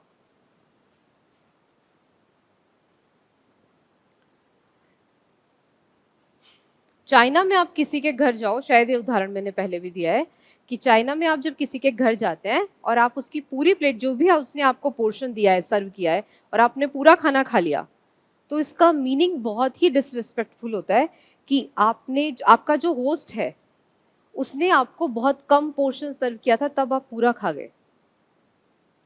हमेशा खाने को छोड़ना वहां पर अच्छा माना जाता है कि आपको इतना पोर्शन सर्व किया गया कि आप पूरा खा ही नहीं पाए। मतलब जो आपका होस्ट है वो एक वेल्दी पर्सन है, लेकिन आप इंडिया से गए थे, आपने सोचा पूरा खा लेते हैं, तो वो उसको काफी डिसरिस्पेक्टफुल मान रहे हैं। इंडिया में यदि कोई थाली पूरी खा ली जाती है, प्लेट यदि पूरी खाली है, तो हम क्या सोचेंगे कि खाना बहुत अच्छा लगा है, टेस्टी लगा है, तब इन्होंने, और यदि छोड़ दिया तो खाना पसंद नहीं आया।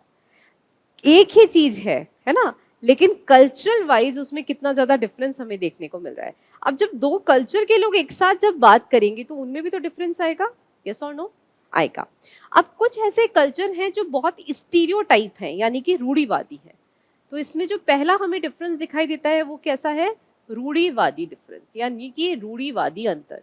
एक कल्चर है जो बहुत रूढ़िवादी है, जैसे हम यदि बात करें जो हमारे मिडिल ईस्ट की जो कंट्रीज हैं या जो हमारी अरब कंट्रीज हैं, वहाँ का जो कल्चर है और जो कल्चर आपको यूरोपियन कंट्रीज का दिखाई देगा, क्या वो बिल्कुल सिमिलर है? वहाँ पर आज भी उनके जो ट्रेडिशंस हैं अरब कंट्रीज में वो बहुत ज़्यादा वैल्यू करते हैं, जबकि यूरोपियन कंट्रीज में ट्रेडिशंस जो हैं वो अब उतने ज़्यादा वैल्यू नहीं कर रहे हैं वेस्टर्न कल्चर में। तो यहाँ पर आपको रूढ़िवादी जो डिफरेंस है वो समझ में आ रहा है। एक है जो स्टीरियोटाइप है, जबकि दूसरा काफ़ी मॉडर्न हो चुका है। सेकंड जो इसमें डिफरेंस हमें दिखाई देता है वो है कि जो एथनिसिटी है, यानी कि जो जातिवाद है, किसी किसी संस्कृति में जाति बहुत मायने रखती है कि आप कितनी ऊंची जाति से आते हो, कितने ऊंचे संप्रदाय से आते हो, जबकि कहीं कहीं पर इन सब का कोई भी मोल नहीं है। तो आपकी जो इथनिसिटी है वो कितना ज्यादा उसको आप मायने रखते हैं, जिसको हम बोलते हैं निजातीय तत्व, आपकी जो एथनिसिटी है। ओके,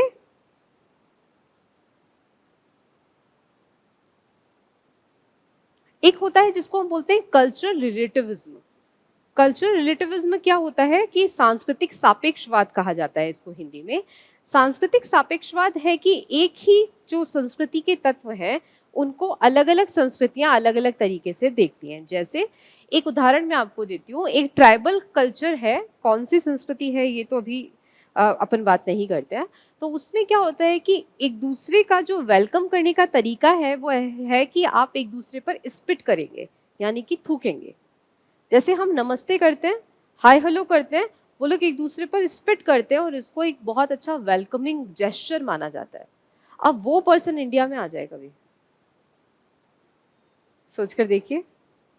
चलिए इसको थोड़ा और इजी बनाते हैं। वेस्टर्न कल्चर में जब भी दो लोग सेम कैडर के एक दूसरे को ग्रीट करेंगे तो वो हक करते हैं। क्या इंडिया में ये कल्चर है? क्या आप हक करके एक दूसरे को ग्रीट करते हैं? नहीं करते हैं। आपको कोई अवार्ड दे रहा है, आप उसको हक करें। हमारे यहाँ तो क्या होता है, जो अवार्ड देता है उसके पैर छूते हैं हम, है ना? जब स्टूडेंट्स होते हैं या फिर वैसे भी यदि हमें लगता है कि सामने वाला पर्सन एक बहुत बड़ी कोई रखता है एक हैसियत जो हमें उससे कुछ सीखना चाहिए, तो हम पैर छू लेते हैं। इसको गलत थोड़ा ना माना जाता है।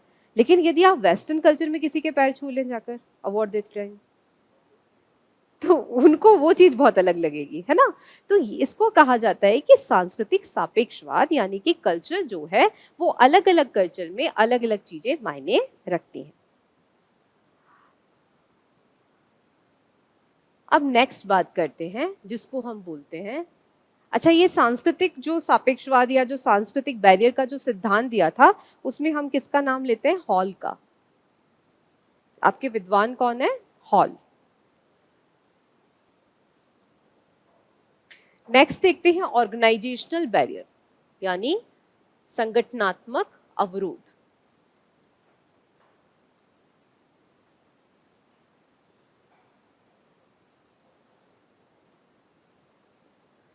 संगठनात्मक अवरोध में हम क्या क्या देखेंगे कि देखो, जैसे कोई भी संगठन है उसमें बातचीत करने का तरीका एक फिक्स है कि भाई सबसे पहले एक ऊपर एक पर्सन होगा, उसके नीचे लेट सपोज 2 पर्सन है, फिर इनके नीचे 3 पर्सन है।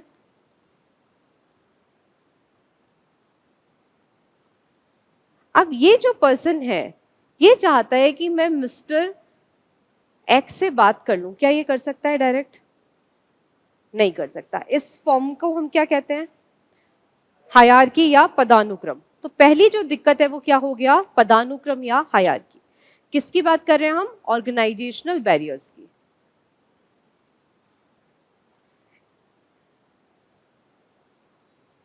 इसी तरीके से एक बैरियर है नौकरशाही।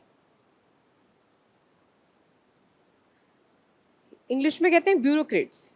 ब्यूरोक्रेट्स का एक कल्चर है, ब्यूरोक्रेट्स को बोला जाता है ये जनता के सेवक है, लेकिन क्या ऐसा दिखाई देता है? जनता उनकी सेवक दिखाई देती है ना? तो यहाँ पर जो ब्यूरोक्रेट्स हैं उन्होंने अपना एक अलग ऑरा क्रिएट किया है, तो ये भी क्या बन जाता है, एक बैरियर बन जाता है। कुछ नौकरशाही नौकर हो जाते हैं। नौकरशाह, यही इसको हम इस तरीके से डिफाइन कर सकते हैं कि वो है तो नौकर, लेकिन अब वो कैसे नौकर हो गए हैं? शाही। जैसे पनीर अब शाही पनीर हो चुका है, तो उसके रेट बढ़ चुके हैं। ओके, चलिए नेक्स्ट हम इसमें देखते हैं। एक और है कि आपकी स्थिति क्या है, उसके हिसाब से भी आपकी बात सुनी जाती है।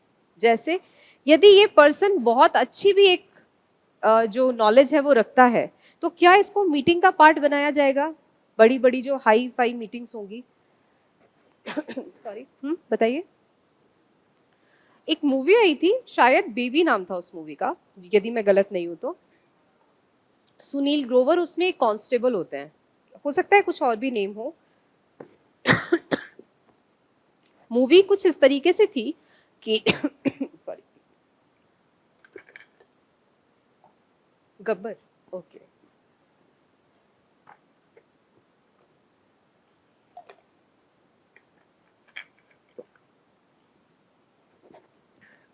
तो मूवी का नेम शायद गब्बर था। उसमें होता है कि पुलिस मैन बने हैं अक्षय कुमार शायद, या अजय देवगन है जो, मतलब अक्षय कुमार हो गए। तो अक्षय कुमार पुलिसमैन है, और जो उनके एक मतलब सपोर्टिंग ऑफिसर है, मैं जो आपको समझाने की कोशिश कर रही हूँ, वो एक कांस्टेबल है, और उसके इंसाइट बहुत अच्छे हैं। उसका जो एक हम बोल सकते हैं ग्रुप है, नॉलेज जो उसको मिल रही है, जो उसका स्पाई नेटवर्क है, वो बहुत तगड़ा है। तो उसके पास में एग्जैक्ट इन्फॉर्मेशन है। अब हाई फाई मीटिंग अंदर चल रही है एकदम, बिल्कुल उसको पूरा कवर कर रहा है मीडिया, और बड़े बड़े ऑफिसर्स अंदर हैं। कोई क्रिमिनल है जिसके बारे में सूचना नहीं मिल रही है, उसको किस तरीके से ट्रैप किया जाए। कांस्टेबल लेवल का एक पर्सन है जिसके पास में सारी इंफॉर्मेशन है, और वो बार बार उन इंफॉर्मेशन को देने की कोशिश भी कर रहा है, लेकिन क्योंकि वो उस हायरार्की में उसकी जो स्थिति है, पोजीशन है, वो काफी अच्छा। तो ये जो भी स्टोरी है एक मूवी में दिखाया है, मतलब मेरा कहने का ये मतलब है कि कांस्टेबल लेवल का पर्सन है, उसके पास इंफॉर्मेशन है। जो आईपीएस लेवल के लोग हैं वो क्या कर रहे हैं, मीटिंग्स कर रहे हैं। अब वो कांस्टेबल के जो इंसाइट्स उसको लेना नहीं चाहते, क्योंकि उसकी स्थिति क्या है, कमजोर है। तो यहाँ पर आप कन्वर्सेशन में आपकी जो स्थिति है, क्योंकि आप स्थिति में नीचे हो, इसलिए आपकी स्थिति के कारण आपको बोलने का मौका नहीं मिले, ये भी तो एक बैरियर है। इसको ऑर्गेनाइजेशन बैरियर के अंतर्गत हम रखते हैं। आपको सिचुएशन बेस्ड क्वेश्चन मिलते हैं यूजीसी नेट में, कि एक पर्सन है जो पदानुक्रम में काफी नीचे स्थिति में रहता है। आपको हो सकता है कि ऐसे दिया जाए कि आप 3rd ग्रेड के एक टीचर हैं, और एक असिस्टेंट प्रोफेसर लेवल की मीटिंग हो रही है। आपके पास में कुछ बहुत अच्छे तत्व हैं जो यदि बच्चों के सिलेबस में शामिल किए जाएं तो चीजें बहुत अच्छी हो सकती हैं, लेकिन क्या है, क्योंकि आपका लेवल अभी कम है, इसलिए वो तत्व शामिल करने में उनको लगेगा कि भाई ये तो हमारी ईगो पर बात आ जाएगी कि हम इतने बड़े लेवल के हैं, हम एक 3rd ग्रेड के टीचर की किस तरीके से बात को सुन सकते हैं। यदि इस तरीके की चीजें आ जाएं तो इसको हम किस में रखेंगे, संगठनात्मक अवरोध में रखेंगे। बात समझ में आई? तो ये हमें कई बार दिखाई भी देती हैं ऐसी चीजें ऑर्गेनाइजेशंस में स्पेशली। नेक्स्ट हम इसमें बात करेंगे कि एक और जो चीज है वो क्या है, कि आप अपनी बात को पेश ही नहीं कर पा रहे हैं। एक संगठन में आप बैठे हुए हैं, लेकिन आपका जो प्रेजेंटेशन है, जो हम पहले बात कर रहे थे कि आपका जो प्रेजेंटेशन है वो बहुत पुअर है। आपने अक्सर देखा होगा कि जो मीटिंग्स होती हैं उनमें प्रेजेंट करना पड़ता है खुद को। आपने कोई प्लान बनाया, अब उस प्लान को आप कितने अच्छे से प्रेजेंट कर रहे हैं, वो प्रेजेंटेशन मायने रखती है कि आपके प्लान को अप्रूवल मिलेगा या नहीं मिलेगा। अब आपने प्रेजेंटेशन तो बहुत अच्छी बना ली, लेकिन आप उसको प्रेजेंट कर नहीं पा रहे हो, तो आपका जो प्लान है वो क्या हो जाएगा, रिजेक्ट हो जाएगा। तो ये भी किसकी तरह काम करेगा, एक ऑर्गेनाइजेशनल बैरियर की तरह काम करेगा। सारी चीजें समझ में आ रही है कि कैसे कैसे हो सकता है? चलिए अब नेक्स्ट हम बात करेंगे कि इसमें एक और क्या बैरियर हो सकता है, कि कई लोग होते हैं जिनको इन्फॉर्मेशन मिलती नहीं है। मतलब वो बोलते हैं कि नहीं, वही स्थिति में ही हम इसको देख सकते हैं कि नहीं, तुम्हारी वो पोजीशन नहीं है कि तुम्हें ये इन्फॉर्मेशन मिले। यदि उसको इन्फॉर्मेशन मिलती, जैसे वो जो मूवी थी उसमें जो सुनील ग्रोवर थे, उनका जो रोल था, यदि उनके पास में वो सारी चीजें चली जाती तो वो बहुत जल्दी उसको पकड़ सकते थे, लेकिन उन तक इन्फॉर्मेशन दे नहीं रहे कि हम क्या प्लान कर रहे हैं। इस तरीके से हम ऑर्गेनाइजेशनल बैरियर को देख सकते हैं। लास्ट हम बात करते हैं जहाँ से रिसेंट बहुत सवाल आ रहे हैं, बहुत यहाँ से क्वेश्चंस आ रहे हैं, जो है भावनात्मक अवरोध, इमोशनल बैरियर। इसी में हम एक और देखते हैं लैंगिक, स्पेशली जो ऑनलाइन एजुकेशन है। ऑनलाइन ये क्वेश्चन आया था 2019 में, एक क्वेश्चन पूछा था यूजीसी नेट ने, क्योंकि 2021 में, 2020 में कोरोना आया था, मतलब कोरोना आया था, और कोरोना के बाद में जो चीजें हैं वो एकदम बदल गई। अब उस टाइम पर ऑनलाइन एक था मीडियम जो लगभग नया नया शुरू हुआ, उससे पहले कुछ हम क्लासेस ले रहे थे ऑनलाइन, कुछ एक लेवल था, एक सर्टेन ग्रुप था जो ऑनलाइन मीडियम से जुड़ा हुआ था, लेकिन सब लोग नहीं जुड़े हुए थे। और आफ्टर कोरोना या ड्यूरिंग कोरोना हम सबको ऑनलाइन मीडियम से जुड़ना पड़ा। तो उस टाइम पर बहुत सारे बैरियर्स भी सामने आए, जैसे क्लास में, स्पेशली जो छोटी क्लासेस होती हैं उसमें लड़कियां भी बैठी हुई हैं, लड़के भी बैठे हुए हैं। अभिव्यक्ति का जो तरीका होता है टीचर का, वो कई बार होता है ना कि वो दोनों जो जेंडर हैं उनको साथ में लेकर बात करने की कोशिश करते हैं, कि किसी को ऐसा ना लगे कि नहीं हमारे बारे में ऐसे बात की जा रही है।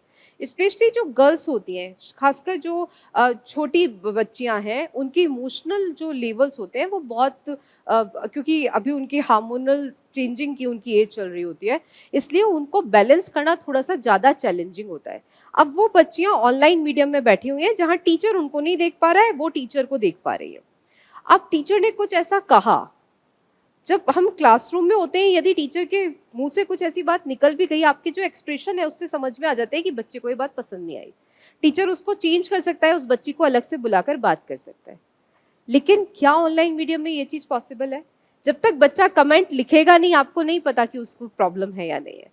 छोटे स्तर पर हम बच्चियों की ये प्रॉब्लम हम उनसे ये नहीं सोच सकते कि वो कमेंट में बताएगी कि सर या मैम मुझे ये चीज पसंद नहीं आई। तो यहाँ पर एक क्वेश्चन डिराइव किया था यूजीसी नेट ने कि जो लैंगिक असमानताएं हैं भारत में विद्यमान, क्या वो ऑनलाइन एजुकेशन में एक बाधा का काम कर रही हैं? और उसमें कुछ ऐसे उदाहरण थे कि जो ऑनलाइन टीचिंग है उसके दौरान जो टीचर है वो क्लास में कुछ ऐसा एक संवाद उसने बोला या कोई ऐसी कहानी सुनाई जिसमें लड़कियों के स्तर पर कुछ हीन भावनाओं का प्रयोग किया गया। कुछ बच्चियों को ये बात पसंद नहीं आई, लेकिन वो उस बात से काफी व्यथित हो गई। क्लास यदि ऑफलाइन होती तो जो टीचर थे वो बच्चियों के साथ में संवाद स्थापित कर सकते थे, लेकिन ऑफलाइन में ये लिमिटेशन है, ये सीमा है। तो आप इसको किस तरीके से देखेंगे? तो ये किस में आ जाएगा आपका? ये आएगा लैंगिक बाधा में। ओके, तो हम इसको यांत्रिक बाधा में नहीं रखेंगे। ये बाधा कैसी हो गई? लैंगिक, क्योंकि बाधा आपके सर्वर के स्तर पर नहीं आई है, बाधा मानसिक स्तर पर आई है। ओके, तो इसमें कुछ उदाहरण थे कि आप इसको यांत्रिक बाधा में रखेंगे, कि आप इसको तकनीकी बाधा में रखेंगे, लैंगिक बाधा में रखेंगे। तो क्या होना चाहिए था? लैंगिक बाधा होना चाहिए था। क्लियर हुआ? यहाँ तक कोई दिक्कत? समझ में आया जो भी हमने पढ़ा? एक बार फास्ट इसका रिकैप कर लेते हैं जो भी पढ़ा है हमने। सबसे पहले हम आज बाधाओं की बात कर रहे थे। फर्स्ट जो हमने अपनी बाधा को डिस्कस किया वो बाधा कौन सी थी? फिजिकल। फिजिकल के साथ में ही हमने क्या डिस्कस किया? टेक्निकल। ओके, फिजिकल और टेक्निकल में हमने कौन कौन सी बाधाएं देखी? एक तो बहुत सिंपल बाधा थी, जैसे कि दूरी की बाधा थी। दूसरी बाधा कौन सी थी हमारी? दूसरी कौन सी थी? भौतिक व्यवधान था। भौतिक व्यवधान में कौन सी व्यवधान हो सकते हैं? जैसे कि ये डोर है, ये विंडो है, जो भी चीजें हैं जो हमें दिखाई दे रही हैं, ऑब्जेक्ट्स के रूप में दिखाई दे रही हैं, तो ये भौतिक व्यवधान हो गया। तीसरा क्या था? Time zone. और फोर्थ क्या था? वेदर, यानी कि मौसम। यहां पर कोई दिक्कत चारों वर्ड्स में? चलिए, दूसरी जो हमारी थी, हमने टेक्नोलॉजिकल बाधा की बात करी थी, और यहां पर हमने एक फॉर्मूला डिराइव किया था जो क्या था? D4। डिवाइस में क्या है? Device failure. सेकंड क्या था? डिवाइस में प्रॉब्लम है। थर्ड क्या था? स्किल में गैप है, डिजिटल स्किल में गैप है। और चौथा क्या था? डिजिटल डिवाइड है, एक गांव और एक शहर के बीच में। यहाँ पर हमारी ये फर्स्ट बाधा कंप्लीट हुई। उसके बाद में हम अपनी सेकंड बाधा पर चलते हैं। सेकंड क्या था? साइकोलॉजिकल यानी कि मनोवैज्ञानिक बाधा। मनोवैज्ञानिक बाधा में पहली बाधा क्या थी हमारी? कौन सा फ्रेम था? Frame of reference. Frame of reference, इसमें क्या करा था हमने? किसी बात में हमारे दिमाग में एक फ्रेमिंग हो गई और हम उसके अकॉर्डिंग चीजों को समझ रहे थे। फूल वाले उदाहरण से हमने इसको समझा था। सेकंड क्या था? Self image. हमने अपनी एक सेल्फ इमेज को बना रखा है कि हम बहुत इंटेलिजेंट हैं। अब वो सेल्फ इमेज ब्रीच ना हो जाए इसलिए हम नई नई कहानियां गढ़ने लग जाते हैं और एग्जैक्ट जो कन्वर्सेशन है वो नहीं हो पाता है। थर्ड क्या था? Cognitive difference. एक पर्सन और दूसरे पर्सन के बीच में बहुत सारे डिफरेंसेस हो सकते हैं कॉग्निटिव स्तर पर, संचार बाधा के स्तर पर, ज्ञान के स्तर पर। इन सबको किस में रखेंगे हम? कॉग्निटिव डिफरेंस में। यहीं पर हमने एक जेआरएफ इनसाइट भी देखा था, कॉग्निटिव डिसोनेंस। कॉग्निटिव डिसोनेंस हमेशा एक व्यक्ति के मन में होने वाली उथल पुथल है, जबकि कॉग्निटिव डिफरेंस अलग अलग दो लोगों के बीच में हमें दिखाई देती है। फोर्थ क्या था? क्या करा था हमने? Defensive posturing. हमने कुछ भी करा और हमने अपने आप को किस में रख लिया कि भाई हमने कुछ नहीं करा, हम तो बिल्कुल दूध के धुले हुए हैं। तो वो सब क्या था? Defensive posturing. कि हमारी जो पोस्चरिंग है वो हमें क्या बता रही है कि हमने कुछ नहीं करा है। फिफ्थ क्या था? Selective perception. बहुत सारी चीजें थी, पूरी हमें समझाने के लिए पूरा घर बैठा था, हमने केवल एक चीज चूज करी थी कि पापा के भी कम नंबर आए थे, है ना। तो ये क्या था? सेलेक्ट, जो आपका सेलेक्टिव जो हमने चीजें ली थी। सिक्स क्या था? फिल्टरिंग। और फिल्टरिंग हमारा लास्ट था। हिंदी में क्या कहते हैं इसको? निस्यंदन। लिख देती हूं मैं, क्या बोलते हैं इसको? निस्यंदन, यानी कि फिल्टरिंग। फिल्टरिंग मोस्ट ऑफ किसके लेवल पर होती है? सेंडर के लेवल पर। लेकिन क्या हमेशा ही होगी? नहीं, कभी कभी किसके लेवल पर भी हो सकती है? रिसीवर के लेवल पर भी हो सकती है। हमारे साइकोलॉजिकल बैरियर्स कंप्लीट हुए यहाँ पर। फिर हम कौन से बैरियर की तरफ चले? सीमेंटिक या भाषागत या अर्थगत बैरियर। इसमें हमने क्या देखा? कुछ वर्ड्स का यूज करा था, जैसे जैग्रोन। जैग्रोन यानी कि तकनीकी वर्ड है, हमें समझ में नहीं आ रहा। दूसरा क्या था? एम्बिग्यूटी। दो वर्ड, सॉरी एक ही वर्ड है लेकिन उसके मीनिंग क्या है? अलग अलग। उदाहरण देखा था काइट, उदाहरण देखा था हमने बैंक।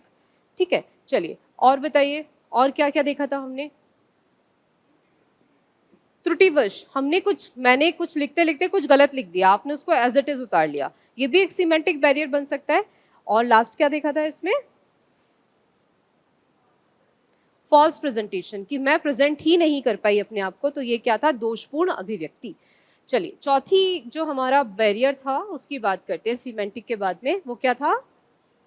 कल्चरल। कल्चरल, चाइना के उदाहरण से हमने अपनी बात को शुरू करा था और उसके बाद यहाँ पर कुछ वर्ड्स का यूज करा। फर्स्ट था स्टीरियोटाइप, कि एक संस्कृति है जो स्टीरियोटाइप और एक है बहुत मॉडर्न, दोनों के बीच में गैप दिखाई देगा। दूसरा हमने क्या देखा था इसमें? एथेनिसिटी, जो हमारी एथेनिसिटी है, जो जातीयता है। जैसे आप जितनी भी यूरोप की कंट्रीज देखेंगे वो लैंग्वेज के बेस पर आपको बनी हुई दिखाई देंगी। जो जर्मन बोलते हैं वो उन्होंने जर्मनी बना दिया, जो स्लाव बोलते हैं वो स्लावो जो वाकिया है वो उधर हमें दिखाई देते हैं, जो फ्रेंच बोलते हैं वो फ्रांस में हमें दिखाई देते हैं।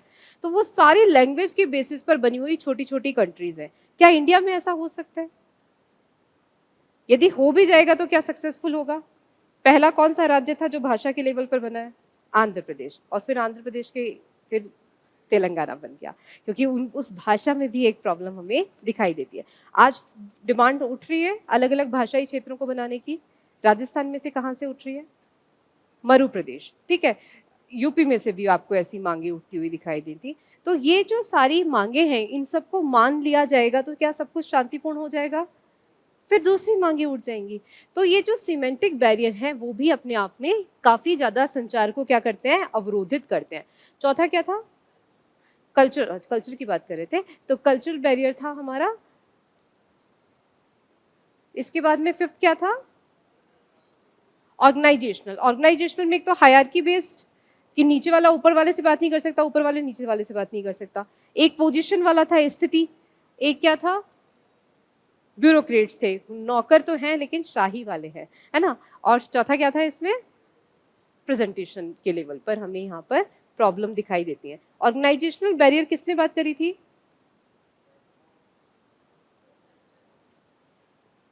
हॉल की कल्चर ने बात करी थी, ऑर्गेनाइजेशनल वाली किसने करी थी? क्वेश्चन है आपका, ये होमवर्क ढूंढ के लेकर आओगे इसको। ओके, चलिए भाषाई लेवल पर किसने बात करी थी? रोदस। साइकोलॉजिकल, रोजर्स, गोलमैन एंड, हाँ जंग खाया था ना हमारा दिमाग, कार्ल जंग। और जो फर्स्ट था हमारा फिजिकल, शैनन एंड वीवर। तो ये हमारे यहाँ पर मोस्ट ऑफ चीजें खत्म होती है। एक और हमने बैरियर की बात करी थी, वो क्या था हमारा? भावनात्मक या लैंगिक। चलिए अब थोड़ा सा एक डिस्कस करते हैं, छोटा सा एक टॉपिक है, फिर उसको हम लेंगे डिटेल में।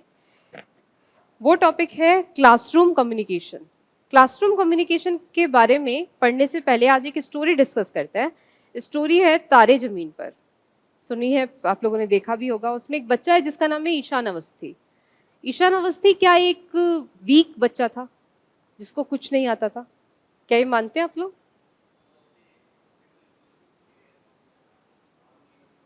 नहीं, क्या उसकी ज्ञान की क्या परिभाषा होती है कि आपको बढ़िया बढ़िया मार्क्स आने चाहिए, 100% वो ज्ञानी है?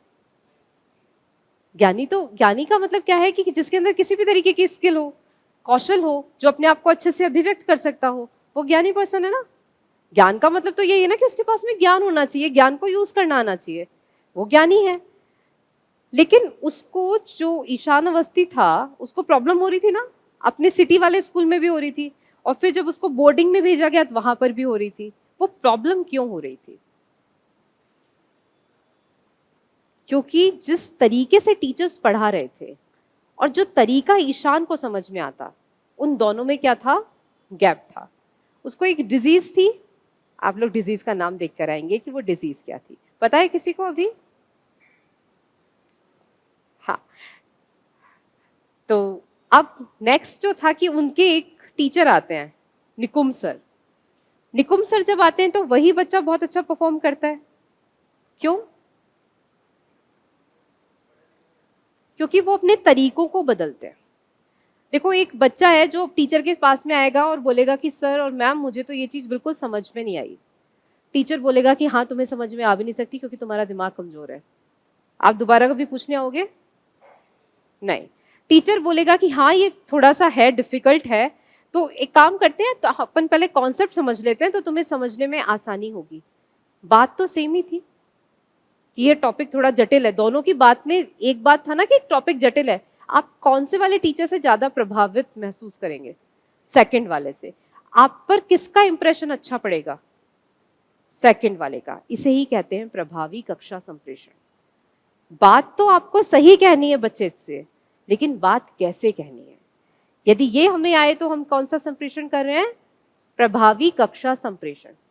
यूजीसी नेट लगातार यहां से क्वेश्चन पूछ रहा है। हमने आज एक वर्ड डिस्कस किया, कॉग्निटिव डिसोनेंस। हमारे अंदर दो अलग चीजें चल रही हैं, उनमें से हमने चीजों को ले लिया। एक होता है उद्दीपन। कितने बच्चे हैं जिनको उद्दीपन ये वर्ड सुनाई दिया है कभी या सुना हुआ है? स्टिमुलस कहते हैं। क्या होता है स्टिमुलस का मतलब?